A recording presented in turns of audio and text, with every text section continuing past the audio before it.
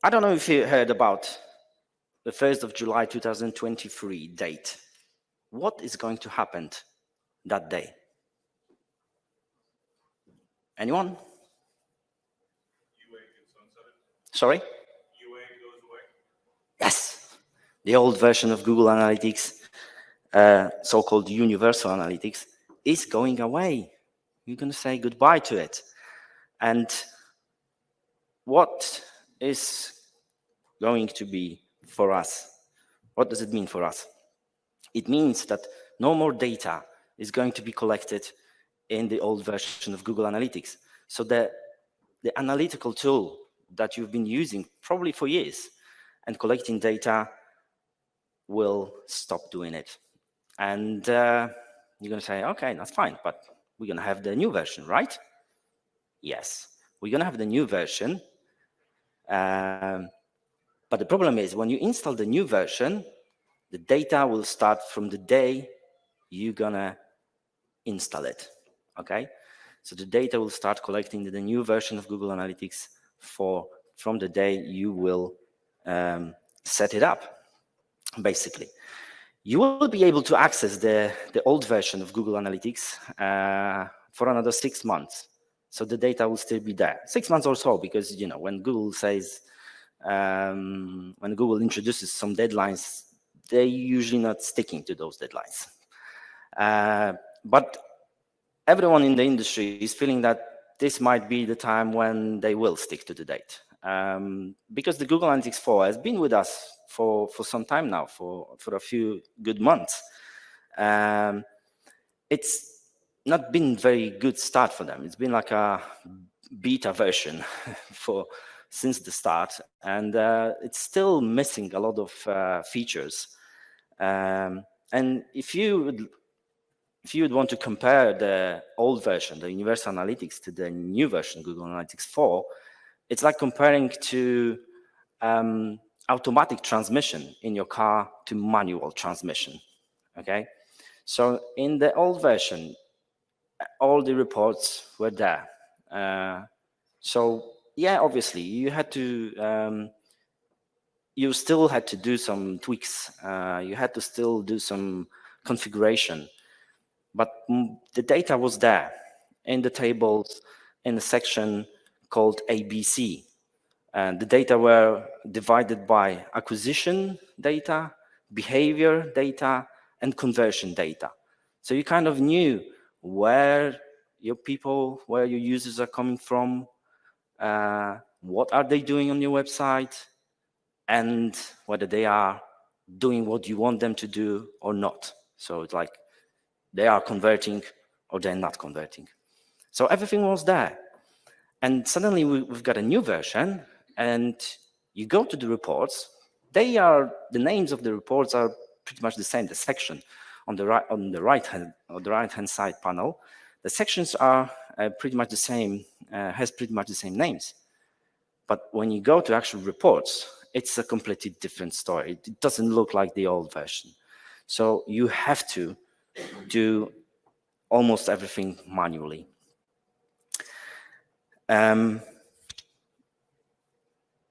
But still, why do we have to do it in this month? Well, the basic of analysis is to compare.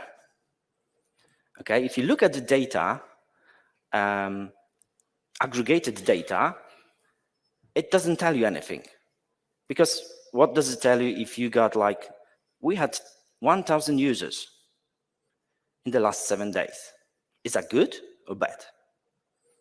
Okay, you can't tell. Okay, we've got 5 conversions in the last 7 days. Again, is that good or bad? You can't tell. But if you compare, for example, if you compare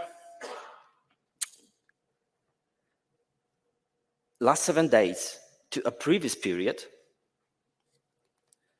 then you will know whether it's good or bad. You can see that, do we have a highlighter? No. Okay, but you can see that whether it's going down or whether it's going up, okay? You can see the differences between how you how you managed in the last 7 days. Or you can put a different time scale. So the businesses who characterized by seasonality, especially those businesses, should think about switching to Google Analytics for this month. Also, any businesses that likes to do year-over-year comparison should switch to Google Analytics for this month. Why? Because the 1st of July 2023, the old version will stop, okay? And if you miss that date, you won't be able to compare year to year in your Google Analytics 4 version, okay? So you have to hurry. And you know, I'm an owner of a digital marketing agency. We mainly do advertising, yeah, so like Google Ads, Facebook Ads campaigns, SEO.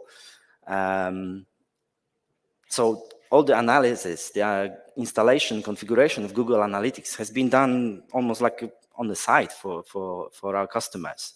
It's never been a main thing that we've been advertising and saying, oh, come to us, we're going to do it for you. But now we're seeing more and more inquiries from the companies that are panicking because there is that date, that deadline set up by Google, and it's time basically to switch to Google Analytics 4. And everyone was saying like, okay, we've got time to switch to Google Analytics 4. Everyone's saying that this is not ready, this has been a beta version, so let's wait. But now there's no time to wait, okay? You should do it. Okay, so if you compare it to the previous year, you have a nice data compared whether you've done better or not. There's lots of, I don't know, internet shops that seeing a peak of sales on Black Fridays, on just before Christmas. There are some companies that are, you know, seeing peaks in the summertime because, you know, people are traveling, people are booking holidays and stuff like that. So this is a very important thing, okay? You should switch to Google Analytics 4. The first question that you might have is that, okay, Chris, but tell me, how can I tell whether I'm using the old version or the new version? Because, you know, some of you can probably not be aware of it. Okay, so if you go to the to that section over there, admin section, and if you see the view section, you are using the old version. Okay, the new version doesn't have any views. Okay, it's only got properties, and it's basically based on, like, focused on the user. The Google Analytics 4 is focusing on the user, whereas Google Analytics, the universal version, was focusing on sessions. The Google Analytics 4 is a completely new tool made from the scratch by Google. Okay, the universal analytics has actually been a tool that Google bought from a different company, and they obviously been, you know, changing and improving and etc. But they always had a problem with tracking data from users that are switching from one device to another. Okay, in the old version, if I'm going to the website on the laptop, I'm a unique user. But when I'm going on the website on my mobile phone, I'm not the same person. I'm a different unique user. Okay. Obviously, if I'm gonna use Chrome and then Internet Explorer on the same laptop, I'm still two unique users. Okay, so it's cookies, all that stuff.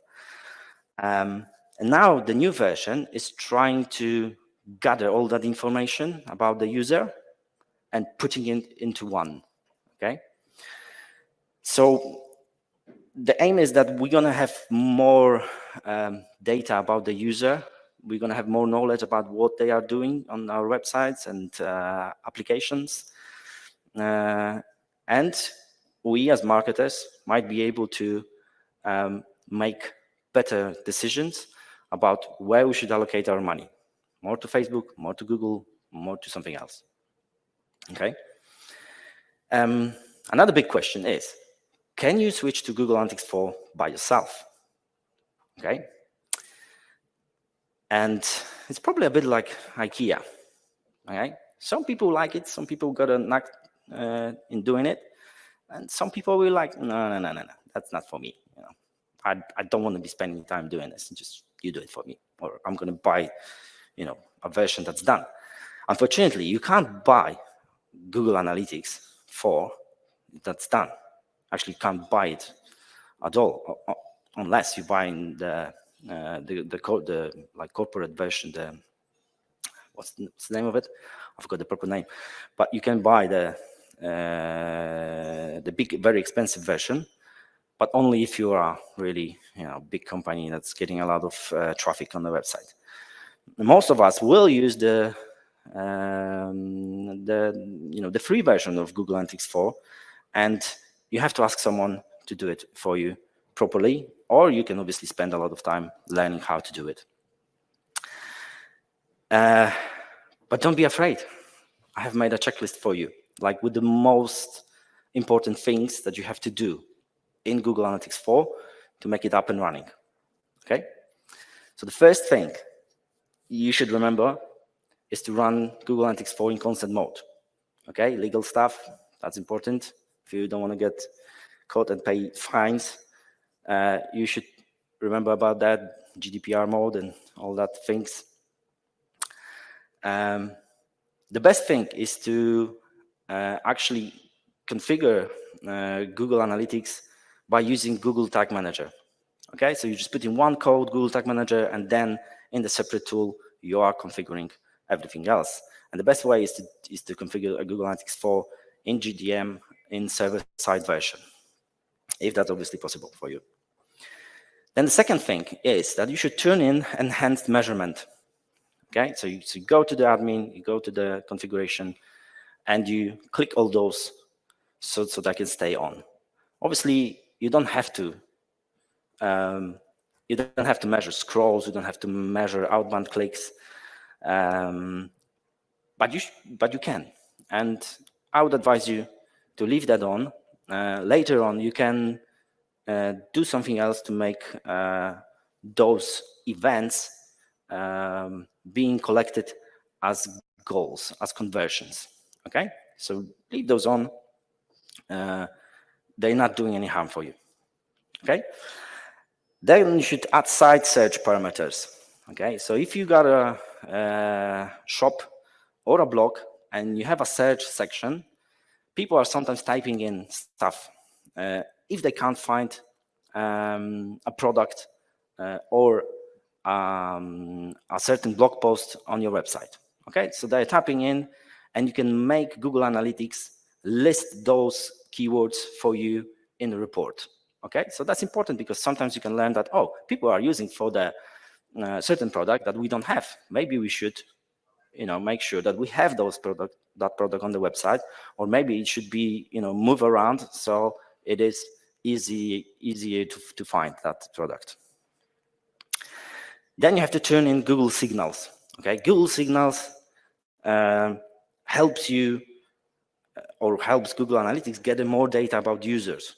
Okay, so if we are signed in to our Google accounts on different devices, Google Analytics will put it together and it will look at more signals that will help Google say that this user is actually the same user on different devices. Okay, so that really helps. Turn in granular location and device data collection. That's also important that you gather those data and you have more data in your reports. Then you should link Google Analytics 4 with other products. Okay, so if you run Google Ad campaigns, you should do it. If you are a shop, then you should link it with Google Merchant Center, and any website basically should have a search console set up so it makes sure that it's visible in Google PageRank. Okay. Then the next thing is to avoid double importing goals from Google Universal Analytics and Google Analytics 4. Okay, if you link Google Ads account with your Google Analytics, it will import data, but it will also import goals that you have set up. Okay, if you have set it up in the old version, they're gonna double. So you don't want that. Okay, the next thing is to copy your audiences. Okay, remarketing lists from Google Universal Analytics. You probably spend some time on setting up all those lists. You don't have to do it again. You can just copy them and import to Google Analytics 4. So that saves you time. Copy the referral exclusion list, so unwanted list. Okay, so if you're a shop and people are going to your shop, for example, from Google Ads or Facebook Ads campaigns, they're adding products to the basket, then they're going through the payment, and they are going outside to the bank or PayPal or whatever, and then they're coming back. So you don't want in your sources, in your traffic sources, you don't want PayPal as a conversion source. Okay, you want Google Ads or Facebook Ads. So you have to kind of exclude those referrals, those links, those websites from the attribution path. Okay, increase data retention time to 14 months. Okay, so if you're running different campaigns, make sure you extend that time so the data will be gathered by Google Analytics. 2 months is probably a little bit of on the short. Copy your IP exclusion addresses from Google Universal Analytics to Google Analytics 4. Again, this is the thing that you don't have to do it again. You can just go there, copy, import, and you have it in your Google Analytics 4. Replace your goals based on destinations in Google Universal Analytics. Basically, you can't do it because in Google Analytics 4 is based on events. Okay, they wanted to do that because it's focused on the user. So user is clicking, user is scrolling, user is kind of living on your website. It's doing stuff. So basically, those goals based on destination no longer exist in the new version of Google Analytics 4. Once you do that, make sure you mark those events as conversions. So you don't have to mark everything, like all the clicks as a conversion, but you can have like a file download, and other events you can mark as conversions. Google Analytics 4 should be able to deal with attribution better. Okay, that's the aim. I don't think they are ready with it. It's not perfect yet, but I think they will be able to make it better soon. Remember that Google Analytics 4 requires more manual settings. Okay, so those settings that I gave you for the start and all the reports, they have to be basically configured manually. You can use some different sources, for example, Google Data Studio, to show reports. So you can build reports in a different tools. Supermetrics, that's another tool that you can use for reporting. You don't have to do it in Google Analytics 4, but this is the tool for data, so you should be able to use it as well for your convenience and see the data that you want. So it's not perfect, but it's the thing of the future. So you have to remember that you only got 1 month if you want to compare data year over year. If not, then obviously you can wait. Nobody will, blame you. And think of Google Analytics 4 rather as a think of the present, okay, rather than the future, actually. So if you want a bigger checklist, I have a special file that we are using with our clients to make an audit and then to configure stuff to our clients. So if you want that, just drop me a line via LinkedIn or just send me an email and I will send it over to you. Okay? So that's all from me. Thank you very much.